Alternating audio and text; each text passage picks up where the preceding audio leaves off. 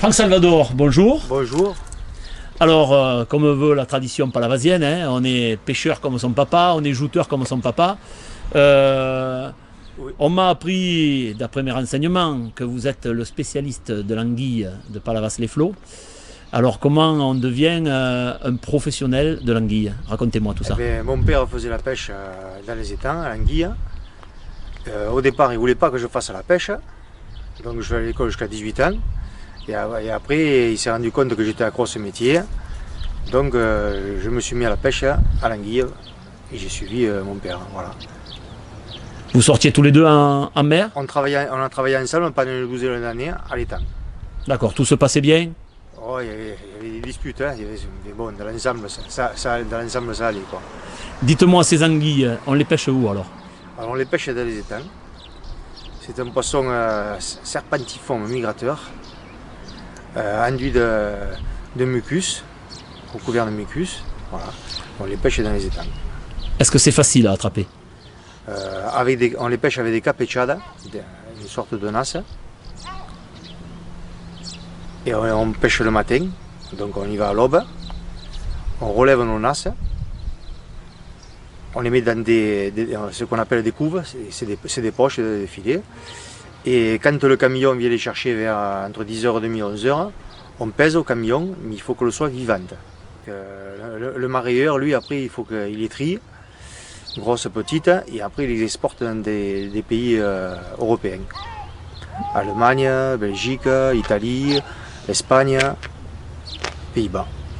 Parlons des stocks un petit peu et est-ce qu'il y en a encore des anguilles? Est-ce qu'il y en a plus qu'avant? Est-ce qu'il y en a moins qu'avant? Quel est l'état des stocks? Depuis le début des années 2000, les stocks se reforment. Il y a eu en 1975 une grosse pollution, il a fait chaud cette année-là, une grosse pollution, donc ça fait une grosse malaise. Et à partir de cette année-là, pendant 40 ans, les stocks ont diminué. Et depuis une bonne quinzaine d'années, les stations d'épuration se sont mises aux normes et on voit l'anguille revenir jusqu'à arriver à vivre assez bien. Vous me faisiez part d'un petit regret tout à l'heure, malgré le fait qu'on arrive à vivre de l'anguille, à en vendre, d'un petit regret concernant les restaurants. Et à Palavas, il n'y a qu'un restaurant qui sert de l'anguille et vous trouvez que c'est pas assez?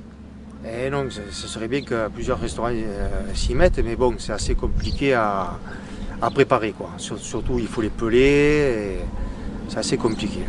Expliquez-nous un petit peu comment on prépare ces anguilles. Il y a plusieurs façons de les préparer, il y a plusieurs plats.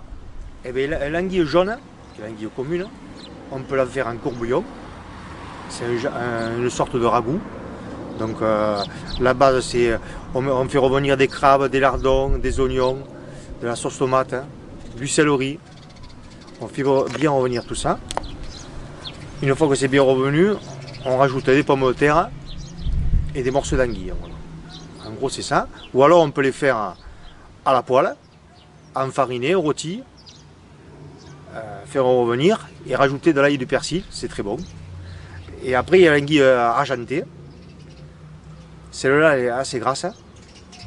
Et on peut la préparer fumée. Fumée ou grillée parce qu'il faut qu'on le rejette son gras. Voilà. Elle vient d'où cette anguille argentée? Eh bien, l'anguille argentée, c'est l'anguille jaune qui au printemps devient mature. Elle mange abondamment, elle s'engraisse. D'ailleurs, de jaune, elle passe à la couleur, une fois qu'elle est bien grasse, à la couleur noire et argentée dessous, c'est pour ça qu'on l'appelle l'anguille argentée. Et une fois qu'elle a bien mangé, elle se plante, elle s'enfonce dans la vase tout l'été. Et elle ressort qu'au gros coup de vent d'octobre, pour migrer. Alors quand il fait un gros coup de Mistral ou un gros coup de Talamer, elles partent migrer dans la mer des Sargasses. Et c'est là que vous les attrapez? Et c'est là où on les attrape. D'accord. Dites-moi, on a traditionnellement l'habitude de finir les interviews par une petite anecdote. Alors, est-ce que vous en auriez pas une à nous raconter? Je pense à une particulièrement. Une année, la Voie navigable de France creuse le canal du Rhône à 7. Et ils avaient mis un tuyau flottant en travers le pont du Grec. Et je voulais avoir accès au pont du Grec. Donc, il fallait se mettre droit sur le tuyau flottant et faire passer la barque en la poussant, puisque le tuyau s'était un peu enfoncé, sur le tuyau pour avoir accès à l'étang du grec. Et une fois, j'ai un peu poussé trop fort et je suis resté planté sur le tuyau. Alors j'étais un peu embêté. Et donc ce jour-là, pas d'anguille. Ce jour-là, pas d'anguille et pas de barque. Jusqu'à ce qu'un pêcheur vienne vous C'est sortir ça, un collègue, au bout d'un quart d'heure, est venu me sortir. C'était une sacrée rigolade, quoi. Bon, eh bien, écoutez, merci beaucoup pour votre témoignage et à l'an Québec. Merci.